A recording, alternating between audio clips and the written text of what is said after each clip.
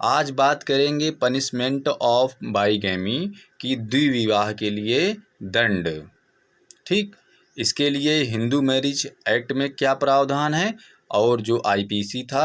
जो अब बीएनएस हो गया है उसमें क्या प्रावधान किए गए हैं, तो आइए देखते हैं। तो यह है हिंदू मैरिज एक्ट की धारा 17 जिसमें दिया गया है द्विविवाह के लिए दंड, पनिशमेंट फॉर बाईगैमी। यदि इस अधिनियम के प्रारंभ के पश्चात दो हिंदुओं के बीच अनुष्ठित किसी विवाह की तारीख में, कहने का मतलब कि यह जो अधिनियम है हिंदू मैरिज एक्ट, इसके प्रारंभ के बाद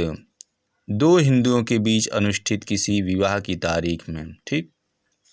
किसी पक्षकार का पति या पत्नी जीवित था या थी, कहने का मतलब कि जैसे शादी हो गई है दो लोगों के बीच में, अब उसमें से चाहे उनकी पत्नी या पति जीवित हों, ऐसा कोई विवाह शून्य होगा और भारतीय दंड संहिता 1860 का अधिनियम 45 की धारा 494 और 495 के उपबंध तद अनुकूल लागू होंगे। कहने का मतलब कि दो हिंदू हैं जिनके बीच में शादी हुई है और उनके पति या पत्नी में से कोई जीवित हो लेकिन फिर भी उन्होंने दूसरी शादी की है तो वह जो है शून्य होगी और इसके लिए क्या सज़ा का प्रावधान है उसे देखते हैं, जो कि आईपीसी की धारा 494 और 495 बताती है, जो अब बीएनएस में धारा 82(1) और 82(2) हो गई है। ठीक, तो अब हम आईपीसी पढ़ के आप लोगों को